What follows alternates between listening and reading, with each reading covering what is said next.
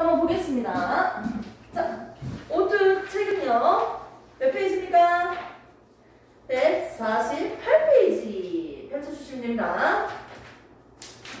148페이지. 펼쳐주시면 되고요.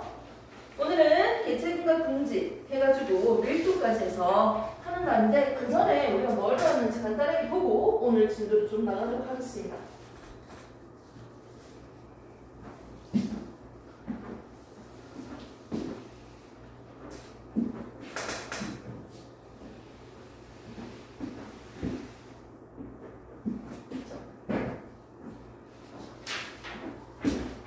자, 148페이지. 계속 아까 전에 했던 용어 두 개가 계속 떠오르고 있거든요. 표시 제목이었는데 그게 지금 동영상 찍으니까 그거 입 밖에 좀 꺼낼 수는 없을 것 같고요. 우리가 지금 4단원에 대해서 배우고 있어요. 4단원 제목이 뭐예요? 그 굵은 글씨 나와있죠? 뭐다? 생태계와 상호작용 이렇게 되어 있네요. 맞습니까? 네, 좋습니다. 그래서 4단원, 이제 5단원이죠? 4단원이 아니고 어떻게 보면 생명과학 마지막 단원이고요. 생명과학 마지막 단원의 생태계에 대해서 우리가 배워봤는데요. 저번에 배운 내용에 대해서 한번 간략하게 한번 보도록 합시다. 자, 살아있는 독립된 생명체 한 개 한 개. 이걸 우리는 뭐라고 합니까? 뭐라고 하죠? 개체라고 했어요.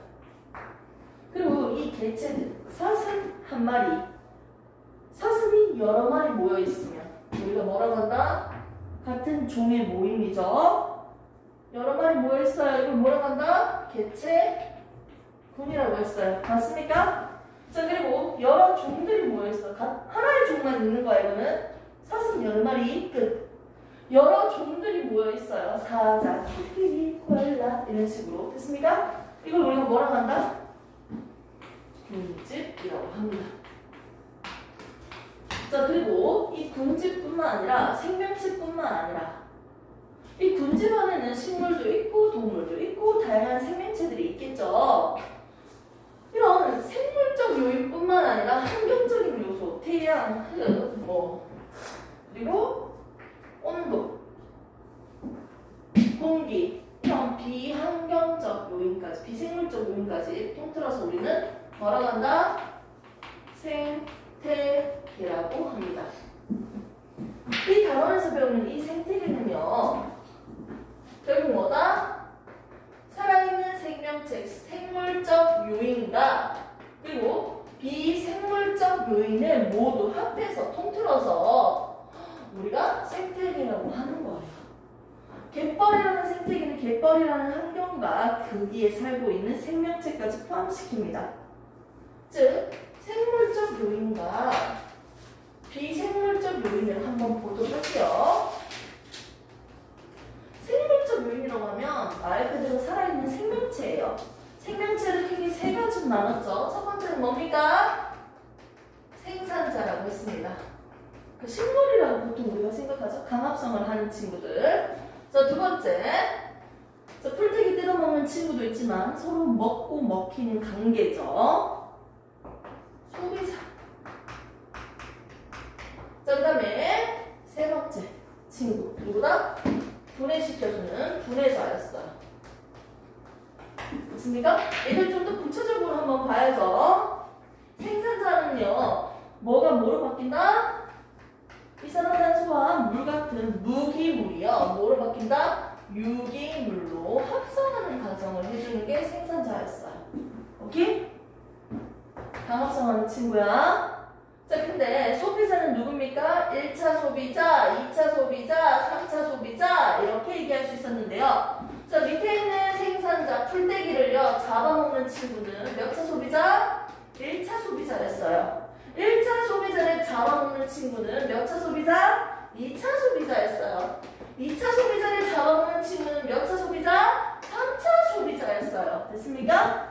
자, 이렇게 생태계가 이런 식으로 잡아먹히는 구조를 가질 건데요. 하나의 사슬로 보이죠? 사슬 구조를 우리가 볼 수 있네요. 먹이사슬 구조. 그런데 이 1차는요, 풀떼기를 뜯어먹는 새끼이기 때문에 얘들은 초식동물이라고 우리가 얘기할 수 있겠죠. 초식동물. 또 다른 말로는. 근데 1차 녀석이 항상 1차일까요? 2차 녀석이 항상 2차일까요? 아니에요. 1차를 잡아먹을 때는 2차지만 풀떼기를 먹는다면 얘는 몇 차 된다? 1차가 되는 거예요. 됐습니까? 먹는 먹이에 따라서 자기 위치가 좀 달라지네요. 세 번째 나오는 분해자는 누가 있었어요? 소비자는 우리가 알고 있는 일반적인 생명체라고 그냥 생각하면 되잖아. 맞지? 생산자는 누구야? 위에서부터 다시 한번 봅시다. 생산자는 누구예요? 식물. 방금 식물 봤잖아요. 또 식물 플랑크톤. 또 조류. 뭐 이런 거 되지 않아요? 다음서 할 수 있는 친구들? 자, 그럼 소비자 누구예요? 우리가 알고 있는 일반적인 친구들 다 넣어주면 되겠죠? 자, 그럼 분해자 누구예요? 그럼 분해자가 어떤 역할을 하는 데 있어? 동물의 사체나 분비물, 배설물, 맞죠?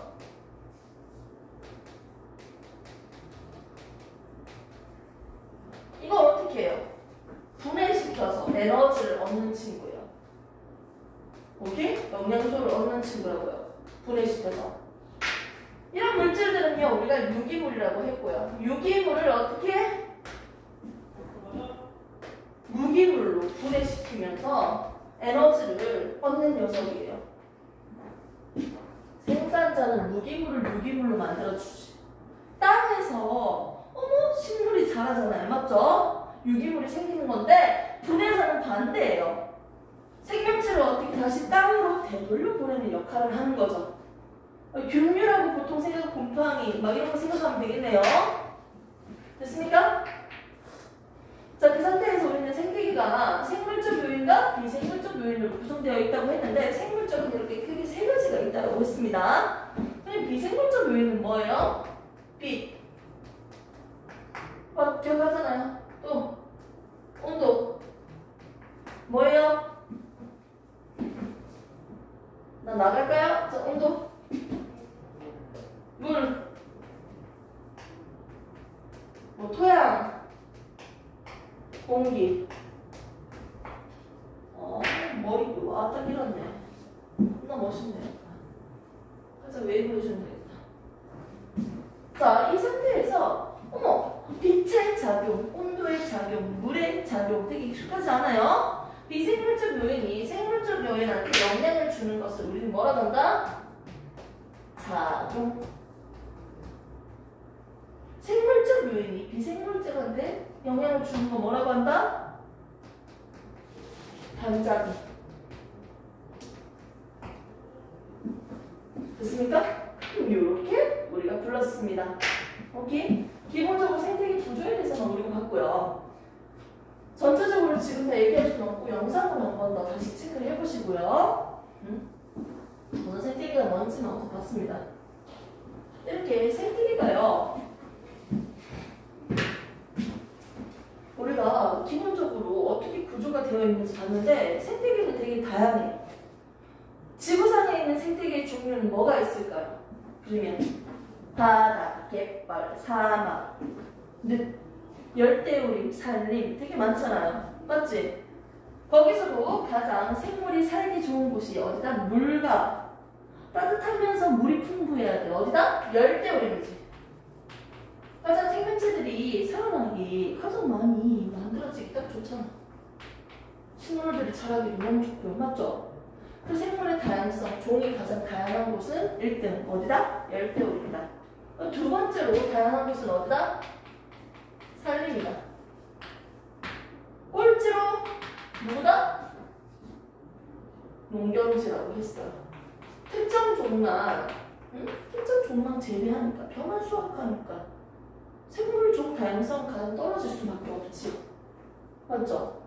다양한 생태계를 우리가 볼 건데요. 이 생태계의 다양성, 종 다양성에서 봤을 때 1등, 2등, 꼴등 이렇게만 봤습니다. 오늘 할 거 한번 보도록 합시다. 상호작용이 뭐다? 개체군이에요. 개체군. 제목 굵은 글씨가 개체군이네요. 개체군. 자, 보겠습니다. 개체군의 특성. 자, 지금 얘기하는 이 개체군은요, 같은 종들만 모여 있는 걸까요? 맞죠? 개체들의 모임이 개체군이고 여러 종이 섞여 있으면 군집이라고 하죠. 지금 여기 개체군의 특성이라고 했으니까 같은 종 안에서, 맞죠? 개체 간에 어떤 상호작용을 하고 있는지 한번 보도록 하겠습니다. 첫 번째 내용적인 내용을 먼저 볼게요. 개체 간의 상호작용이 계속해서 일어나면 주변 환경과도 계속 영향을 주고 받는다. 너무 당연한 얘기예요. 서로 상호작용하면서 살아간다 했습니다. 생물적 요인이 있었고요. 비생물적 요인이 있었는데요. 비생물적 요인이 생명체한테, 맞죠? 생물적한테 영향을 주는 걸 작용이라고 했고요. 생물이 비생물한테 주는 걸 뭐라고 했습니까? 반작용이라고 했어요. 서로 영향을 주고받긴 맞잖아요. 그리고 이 생명체 안에서도요, 생물적 요인은 세 가지가 있잖아요. 생산자, 소비자, 분해자가 있고요. 얘들 사이에서도 서로 영향을 주고받는 걸 우리가 뭐라고 한다? 상호작용이라고 합니다. 오케이? 이렇게 얘기하고 있었어요. 자, 여기서 나오는 내용 똑같은 말이죠. 개체 간의 상호작용이 계속 일어나면서 주변 환경과도 계속 상호작용을 주고받는다는 거죠. 너무 당연한 얘기를 그냥 적어놨고요. 자, 1번부터 보겠습니다. 우리가 개체군에 대한 특성을 배울 건데, 첫 번째, 개체군의 밀도에 대해서 한번 얘기를 해볼게요. 밀도 있는 시간을 밀도 있게 써라. 헛소리입니다. 자, 개체군의 밀도는요, 여기 적혀져 있는 동그라미 한번 해볼까요? 개체수 동그라미. 일정한 공간에 서식하는 개체군의 개체수예요.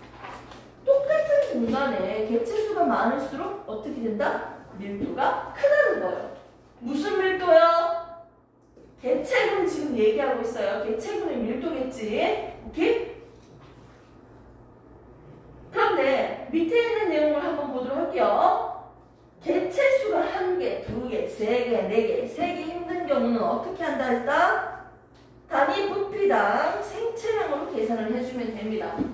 자, 밀도는요, 우리가 알고 있는 원래 밀도는 뭐예요? 우리가 아는 밀도는 뭐예요? 원래는 부피분의 질량이에요. 근데 지금 말하는 여기 밀도는 뭐예요? 부피분의 질량이긴 한데 밀도가 여기서 뭐라고요? 단위 면적당 차지하고 있는 뭐다? 개체수라고요. 됐습니까? 면적. 부피분의 질량, 부피분의 개수. 오케이? 면적분의 개수. 됐습니까? 이렇게 해서 개체군의 밀도를 우리가 측정할 수 있겠네요. 자, 이렇게 개체군의 밀도가 많아지고 적어지고 밀도가 커지고 작아지는 요인에 대해서 하나씩 보도록 합시다. 첫 번째 요인을 보시면요. 뭐가 있습니까? 출생이나 출입. 들어오는 거, 그 지역으로. 맞죠? 감소하는 요인은 사망이나 개수가 줄어들면 감소하잖아요. 밀도가 커지는 건 뭐예요, 얘들아? 밀도가 커지려면 뭐가 커져야 돼요? 밀도가 커지려면 결국 뭐가 커져야 돼요? 분자가 커져야 되잖아요. 결국 개체수가 커져야 돼요. 맞습니까? 밀도가 작아지려면요, 결국 뭐가 작아져야 돼요? 개체수가 결국은 작아져야겠네요. 맞죠? 개체수가 많아지려면요, 출생이에요, 사망이에요? 그렇지. 출생을 할 때, 맞죠? 태어날 때 또 들어오는 거니까 뭐예요? 이입이죠, 이입. 맞습니까? 자, 그 다음에 나갈 때, 나가니까 얘는 뭐라고 할까요? 이출이라고 하죠? 그리고 사망할 때 개수가 줄일 수밖에 없겠죠? 됐습니까? 이렇게 해서 밀도가 뭐다? 면적분의 개체수로 우리가 밀도를 보는 것이다. 자, 근데 이때 밀도가 커지는 조건과 작아지는 요인에 대해서 한번 1차적으로 한번 봤습니다. 됐습니까? 근데 여기서 밑에 있는 내용 추가적으로 선생님이 더 적어놨죠? 자, 이입과 이출보다는 누구의 영향을 더 크게 받는다? 출생과 사망에 더 큰 영향을 받는다.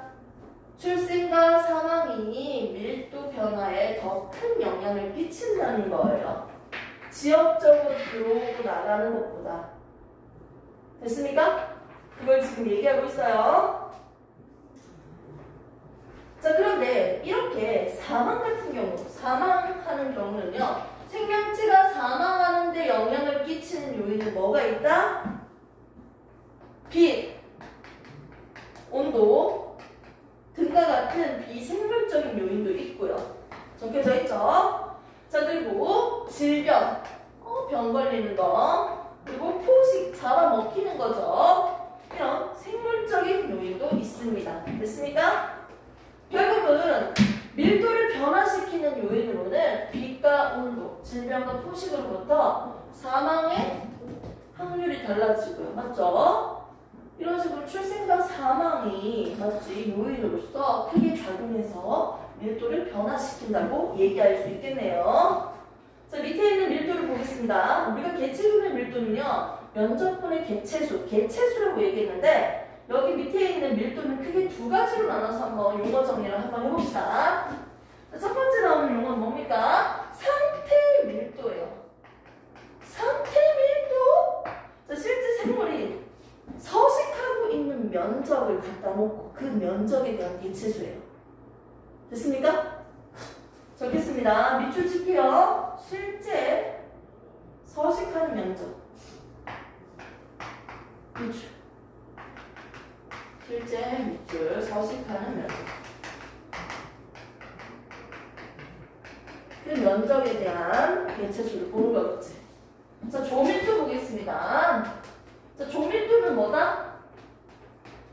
실제 서식하는 면적에 대한 개체수를 보는 게 아니고 조밀도는 뭡니까? 근데 프린트물을 순서대로 지금 하고 있는 거예요. 오늘 준 거. 개체군 뭐예요? 개체군 사슴 무리, 코알라 무리 하나의 종이죠. 속해 있는 그 종이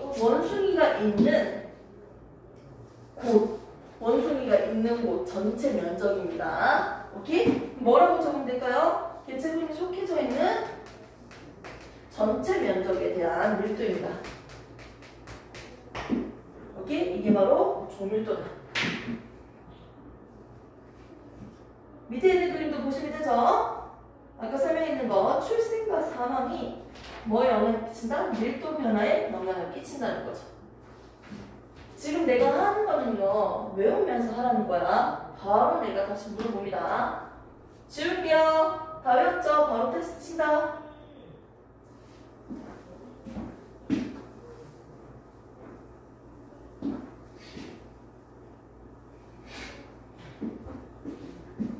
자, 첫 번째, 오늘 배운 거 뭡니까? 개체군에 대해서 우리가 봤네요. 자, 사실 개체군은요, 누가 모여서 만들어졌다? 개체들이 모여서 만들어진 게 개체군이죠. 하나의 종이죠. 하나의 종 집단이라고 생각할 수 있겠네. 이런 여러 종들이 모이면 뭐라고 합니까? 군집이라고 했죠. 최근 대답을 좀 해봐요. 뭐지? 확인하는지 부르고. 환경적인 요인까지, 비생물적인 요인까지 더해서 우리는 생태계라고 얘기했습니다. 됐습니까? 그러면 오늘 나오는 이 개체군에서 한 종 무리 안에서 우리가 개체군의 밀도에 대해서 우리가 첫 번째 배워봤습니다. 누구의 밀도요? 개체군의 밀도요. 밀도는 원래 부피분의 질량인데요. 여기서 말하는 밀도는 뭐다? 이 개체들이 살아가고 있는 공간, 그 면적분의 뭐가 된다? 개체수라는 거죠. 맞죠? 몇 마리니? 그런데 실제로 너무너무 작아서 플랑크톤 같은 조류, 플랑크톤 되게 작아요. 이 말을 한 개 세기가 어렵잖아. 걔들은 어떻게 한다? 아니, 부피. 맞죠? 부피를 차지하고 있는 뭐다? 생체량이라고 했죠? 이렇게 해서 계산을 했습니다. 무슨 헷갈릴 수 있으니까 다 지워버릴게. 아무튼 이렇게 밀도에 대해서 영향을 주는 요인까지 한번 보도록 할게요. 영향을 주는 요인은요, 먼저 밀도수를 증가시키는 요인이 있고요. 밀도수를요, 감소시키는 요인으로 볼 수 있겠네요. 맞습니까? 밀도수를 증가시키기 위해서는요, 개수가 많아져야겠죠. 개수가 많아지려면 출생이 일어나야겠네요. 애기들 태어나야겠다. 자, 그리고 다른 곳에서 들어와야겠지. 이거 뭐라고 합니까? 이입, 이라고 하죠. 자, 밀도가 감소하려면 개체수가 적어져야겠죠. 결국 뭐다? 사망이죠. 본인이 외웠는지 체크를 하시라고요. 지금 입출 됐습니까? 나가야겠죠. 그런데 입과 입출보다는 누구의 영향이 더 크게 작용한다? 출생과 사망의 영향이 더 크게 작용한다고 했습니다. 밀도 변화에. 됐습니까? 그런데 이렇게 여기서도 사망을 한번 보도록 할게요. 이 사망률을 높일 수 있는 요인으로서 비생물적인 요인도 있고 생물적인 요인도 있어서 비생물적인 요인으로는 뭐가 있었다? B가 뭐가 있었어요? 온도. 맞습니까? 선생님 사람인지라 기억 못해. 여러분들 잘 찍어주세요. 내가 틀릴만 하는지 아는지 잘 체크를 하셔야 돼요. 자, 그리고 생물적인 요인은 뭐였어요? 질병 걸리거나 포식이었어요. 아, 오늘 포식하겠구나. 미안해요. 그냥 해본 말이에요. 자, 그 다음에 결국은 이 이유 때문에 사망률을 변화시키고, 맞죠? 그래서 밀도의 변화를 영향을 끼치는 거니까 결국 얘들도 가볍게 무시할 수 없는 부분이네요. 근데 밀도를 두 가지로 또 우리 나눠서 봤죠. 첫 번째 뭐? 상태 밀도. 두 번째 뭐? 조밀도. 자, 이 상태에서 상태 밀도는요, 어떤 면적이었습니까? 실제로 그 개체가, 맞죠? 살아가고 있는 서식하는, 실제 개체가 서식하는 면적이었어요. 자, 조밀도는요, 그 개체군이 존재하고 있는 모든, 맞죠? 전체 면적이었어요. 됐습니까? 이렇게 해서 그 면적분의 개체수로 우리는 밀도를 계산을 할 수 있다라고 배웠고요. 두 번째 나오면요, 개체군은 밀도에 대해서 우리가 봤잖아. 두 번째 나오는 건 뭡니까? 개체군의 성장 곡선이에요. 첫 번째 봤던 게 개체군 밀도고요. 자, 이제 볼 거 두 번째 보는 게 뭐라고요? 개체군의 성장 곡선이에요. 생장 밀도, 생장 곡선이에요. 자, 생장 곡선 옆에 있는 그림을 먼저 보시면 됩니다. 시간에 따른 개체수의 변화를 지금 보는 거예요. 시간이 점차 지날수록 어떻게 개체수가 많아질까라고 우리가 이론적으로 계산을 했을 때 당연히 점점 개체수가 많아질 것이다 라고 하면서 이렇게 J자 모양으로 이론적으로 생각을 했어. 하지만 실제로는요, 어느 정도 증가는 했죠. 초반에는 증가는 하긴 했는데 결국은 더 이상 증가하지 않고 일정해지더라. J자 모양이 아니고 S자 모양으로 실질적인 생장 그래프가 나오는 것을 우리가 볼 수 있었어요. 근데 여기서 얘기했다시피 이 X축은 뭐라고요? 시간에 따른 개체수. 왜 이렇게 이론값으로 나오지 않고요? S자로 나올까요? S자는 뭐 잘 보이는데 그림이. S자 쪽은 보는 거야? 일정해져야지. 아무튼 S자입니다. 아까가 더 나왔나? 자, 그게 뭐가 중요한지. 자, 실제랑 이론이랑 이렇게 달라져요. 왜 이렇게 달라질까요? 새끼 놓고 계속 여보 사랑해요 쪽쪽쪽쪽 개체들이 모여서 이렇게 새끼들 놓고 번식을 하는데 점점 증가할 수 있을 것 같은데도 왜 증가 안 하고 일정할까요? 면적은 딱 정해져 있는데 그 면적 안에서 개체가 많아지면 어떻게 될까요? 서식이나 먹이를 두고 경쟁을 충분히 할 수 있잖아요. 그 환경이 수용할 수 있는 정도가 벗어나면 더 이상 많은 개체들 새끼가 어려워요. 먹을 것도 부족해지겠네. 개체만 많아진다고 어떻게 다 사? 맞잖아요. 부족하잖아요. 자, 한번 보도록 할게요. 밑에. 자, S자 모양의 생장 곡선이 나타나는 까닭. 여기 적혀놨죠, 선생님이. 첫 번째 뭡니까? 이 이유를 지금 그냥 외우세요. 학원에서 외우고 가세요. 먹이 부족. 공간까지도 좁겠지 뭐. 계속 생각만 해봐요. 좁아지겠지. 자, 또 뭐다? 폐물 추천. 겁나 어렵겠네요. 그러니까 오질하게 쌉니까? 자, 그 다음에 개체 간의 경쟁. 이미 무슨 경쟁을 할까요? 일반적으로 먹이랑 서식지를 두고 경쟁을 하겠지. 일반적으로 맞죠? 자, 그리고 또 뭡니까? 질병. 주변 환경이 더러워서도 질병 걸릴 수 있고 싸워서도 걸릴 수 있고 되게 다양할 수 있을 것 같은데요. 자, 이렇게 먹이, 생활공간, 노폐물, 경쟁, 질병 이런 것들 때문에 환경 저항이 증가해서 환경적으로 더 이상 너를 수용할 수가 없다. 개체수 너무 많다. 이 공간에 너희들이 살아가기에는 너무 어렵다. 보다 환경 저항이 증가한다는 거죠.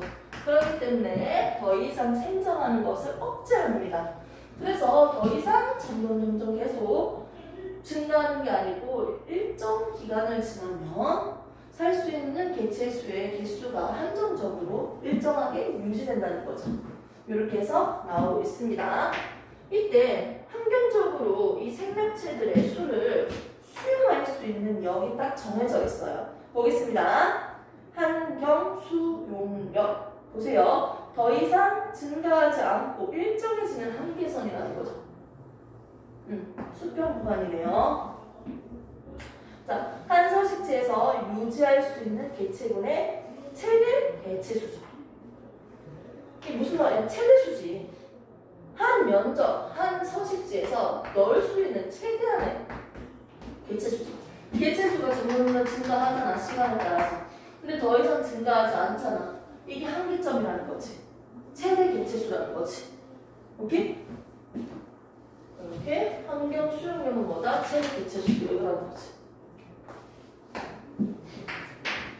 지금 외우면서 수업 듣고 있죠? 바로 또 확인할 거니까요. 뒷장 넘기시면 그림도 나옵니다.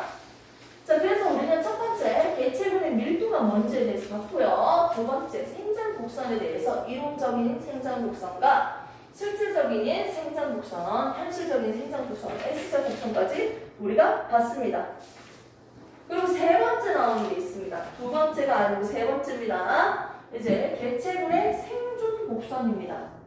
여기 연령대별로 시간이 지남에 따라서 태어나자마자 초반에 다 뒤지는지, 그리고 잘 안 죽는데 나중에 나이 들어가지고 그냥 죽는 건지, 오케이? 초반에 죽는지 나중에 사망률이 높은지, 아니면 전체적으로 모든 연령대별로 골고루 그냥 적당하게 죽고 출생되는지, 이거에 따라서 좀 다른 그래프 그림이 나타나요. 오케이? 이걸 우리는 세 번째로 보는 것보다 두 번째는 생존 곡선을 봤고요. 세 번째는 뭐다? 생존 곡선입니다. 됐습니까? 생존 곡선은 이렇게 세 가지 유형으로 1형, 2형, 3형으로 나눠서 우리가 볼 거예요. 여러분들 외웠는지 한번 지금 체크를 하고 세 번째 거 한번 봐보도록 하겠습니다. 첫 번째 나왔던 건 뭐였습니까? 지울게요. 자, 하나의 생명체, 독립된 생명체, 이걸 뭐라고 해요? 개체라고 하죠. 개체들이 모여서 같은 종이죠. 이걸 뭐라고 합니까? 개체군이라고 하죠. 이제 좀 지겨워야죠. 완전 그만 얘기해. 이런 느낌. 여러 종들이 모였어. 근데 여기 식물 없죠? 뭐 식물 있잖아요. 식물도 생명체예요. 삐져요. 자, 여기서 누구까지 비환경적인 요인까지 포함시키면 뭐다? 비환경적인 요인은 뭐예요? 그러면 5가지 다 얘기해봐. 빛, 온도, 물, 토양, 공기. 좋습니다. 우리가 봤던 건 뭐예요? 개체군에 대해서 좀 더 보는 거예요. 됐습니까? 이 개체군에 대해서 첫 번째 우리가 배웠던 게 뭐예요? 개체군의 밀도에 대해서 배웠어요. 밀도는 뭐분이 뭐였어요? 답만 얘기하자. 뭐분이 뭐? 서식하고 있는 그 면적. 면적분이 뭡니까? 개체수죠? 잘하네. 너 이렇게 언제 다 외웠어? 우쭈쭈. 자, 이때 크기가 너무 작아서 플랑크톤 같은 건 어떻게 안 됐어요? 부피분의 뭐다? 단위 부피당 생체량이었었어요. 생체량이 뭐예요? 무게입니다. 이 고1 때 배웠던 내용이겠지? 자, 그 다음에 이거 다음에 나온 게 뭐예요? 밀도에 영향을 주는 요인이었죠? 이제 좀 지겹지 않아요? 좀 지겨야 될 텐데. 아, 보지 마세요. 책 보지 마시고요. 요인. 밀도 증가시키는 거 누구예요? 응? 밀도 증가시키는 거. 개체수 많아지는 거니까. 누구예요? 출생. 누구예요? 출생이랑? 이. 자, 밀도 감소하는 거 개체금 줄어들어야지. 뭐예요? 사망. 그리고 또 뭐다? 이출. 지겹죠, 이제? 근데 여기서 이입과 이출보다는 누구의 영향을 더 크다고 했어요? 사망 출생이고요. 이때 이 사망률을 높여주는 요인은 뭐라고 했어요? 비생물적인 요인으로서 빛과 온도 같은 것들 때문에. 맞죠? 사망률을 높인다고 했죠? 자, 그리고 이 대표적인 게 펭귄이죠? 겁나 추운 지역이잖아요. 펭귄들이 사는 곳이. 먹을 게 풍부한데도 불구하고 개체수가 더 이상 증가하지 않는 이유는 겁나 추워서요. 맞죠? 자, 비생물적 요인 말고 생물적인 요인 영향 끼치는 거 뭐였어요? 질병. 그렇지, 포식이었죠? 포식자로부터 접해서. 자, 그리고 우리는 밀도 두 개로 봤어요. 무슨 밀도, 무슨 밀도? 상태 밀도랑 조밀도로 우리가 봤어요. 상태 밀도는 어떤 면적이에요? 그치, 실제 서식하는 면적이었죠. 조밀도는 뭐예요? 개체군이 존재하고 있는 어떻게 전체적 그렇지. 전체 면적에 대한 개체수였습니다. 되게 잘하네요. 잘했어요? 자, 그 다음 나온 게 두 번째였어요. 두 번째 뭐였어요? 밀도 했으니까 보지 마세요. 개체군의 생장 곡선이었어요. 세 번째가 생존이고요. 됐습니까? 그래프를 보면 크게 두 가지가 있었어요. 이론적인 값은 J자. 그리고 실제 곡선은 뭐다? S자. 환경 수용력이라고 했죠. 이게 최대 개체수죠. 가장 개체수가 많을 수밖에 없는 거죠. 자, 이걸 봤을 때 왜 J자 곡선은 나타납니까? 내 말 틀렸죠? 왜 S자 곡선으로 나타납니까? 자, 환경 저항 때문이죠? 그 저항으로 뭐가 있어요? 대표적으로 순서들을 다 불러봐요. 먹이, 부족, 서식 공간, 부족, 경쟁. 순서 바꿔도 다 괜찮아. 기억나는 게 순서대로 다 얘기해봐. 쌤도 사람들 다 까먹어. 너희들이 기억하세요. 처리해. 경쟁. 뭐 있었어요? 응?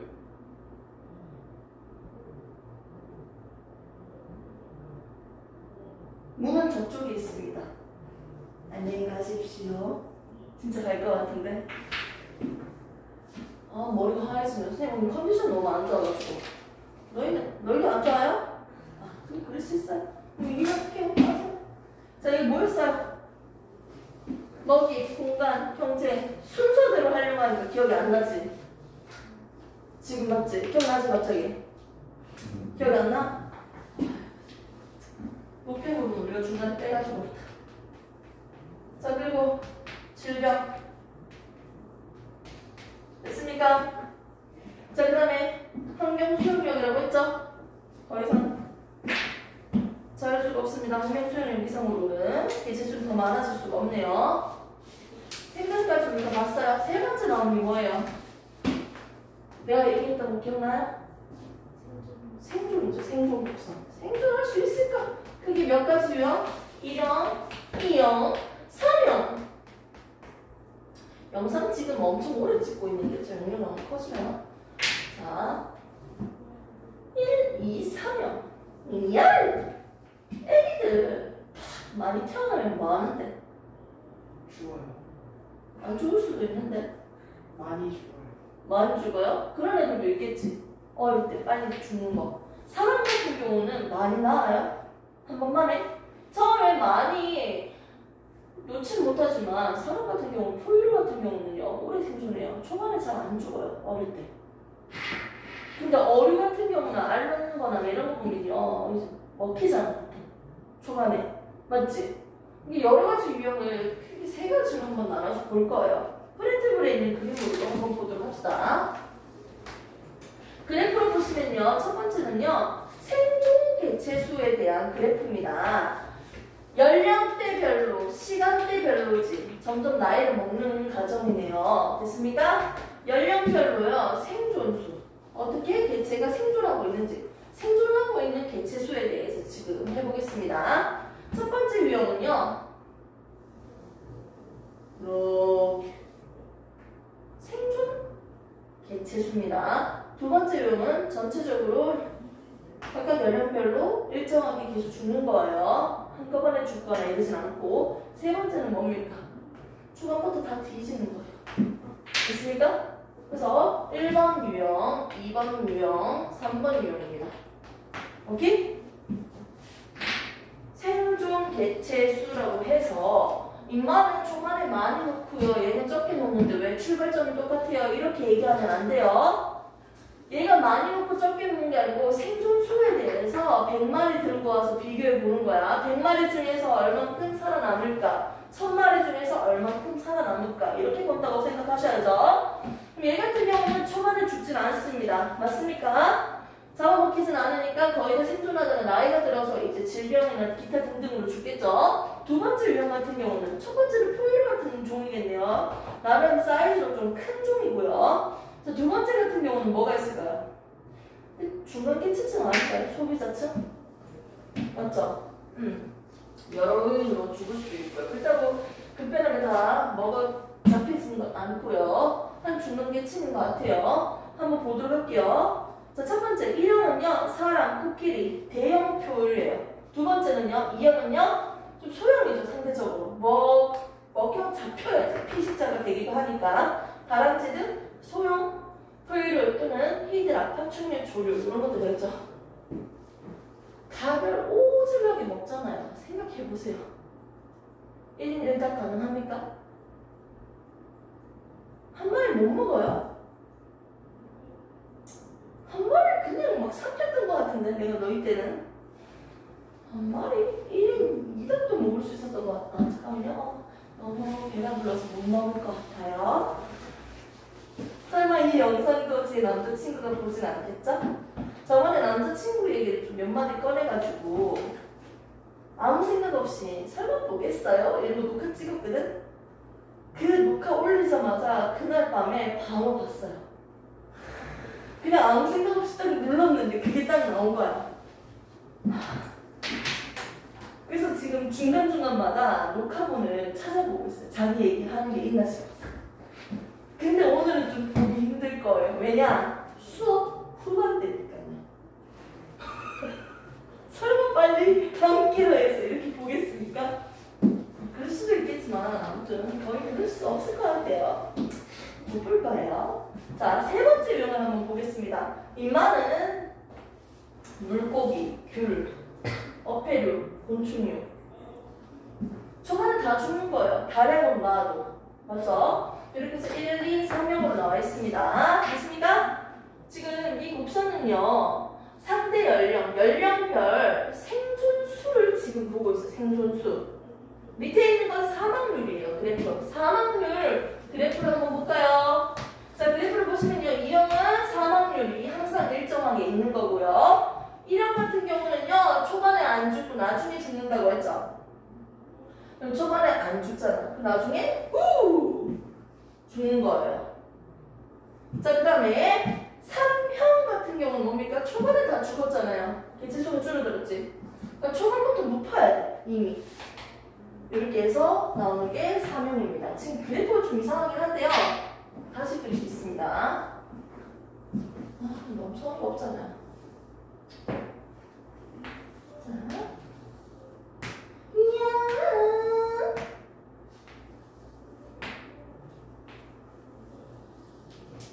이거는 저거는 똑같네요. 네. 자, 아무튼 지금 프린트를 보시면 됩니다, 여러분들. 좋습니다. 이렇게 해서 우리는 지금 세 번째까지 배웠어요. 개체군에 대해서 배우면 첫 번째 밀도, 두 번째 생장, 세 번째 생존이었어요. 이제 나오는 거 네 번째.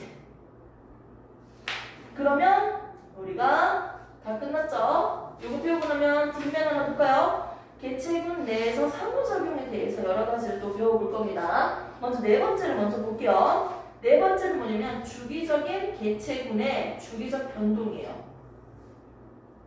개체 수의 변화도 있겠고요.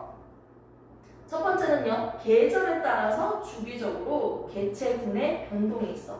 개체 수가 많아지고 적어지는 거 계절별로 보는 거예요. 두 번째는 피식과 포식에 따른 주기적인 변동이에요. 쉽게 설명해서 두 번째 거 먼저 얘기하면요. 밑에 있는 개체 A가 있는데 그 위에 개체가 이걸 잡아먹어요. B가 A를 잡아먹는다고요. 그럼 얘는 뭐예요? 잡아먹히니까 피식자죠. 얘는 뭐예요? 먹는 녀석이니까 포식자라고 하겠죠. 됐습니까? 그런데 포식자가 많아지면요. 얘가 잡아먹히니까 줄어들겠죠. 맞죠? 또는 반대로 생각할게요. 피식자가 많아지면 어떻게 될까요? 포식자가 많아지겠죠. 포식자가 먹을 수 있는 게 많아지니까. 맞죠? 아, A가 많아지니까 B도 많아지네요. 많아지면 어떻게 돼? 다시 얘가 얘 다 잡아먹으니까 얘가 줄어들겠지. 얘가 줄어들겠죠. A가 줄어들면요. 오히려 B는 어떻게 된다? 얘가 줄어들어야죠. 먹을 게 없으니까. 됐습니까? 앞에 있는 피식자에 의해서 포식자가 변하는 거예요. 피식자와 포식자에 어떻게 서로 같이 주기적으로 변동이 일어나는 걸 그래프로 볼 수 있었습니다. 됐습니까? 이 그래프로 보시면 되고요. 그래서 피식자 같은 경우 먼저 이렇게 증가했다가 감소하고 증가하고 감소한다고 한다면 포식자 같은 경우는 어떻게 된다? 뒤에 증가하고 감소하고 증가하고 감소하고 뒤따른다는 거예요. 됐습니까? 이렇게 해서 주기적으로 변동하는 걸 우리가 볼 수 있어요. 나머지는요, 영역명령 요거는요, 잠시 뒤에 다시 녹화 끊어가지고 다시 설명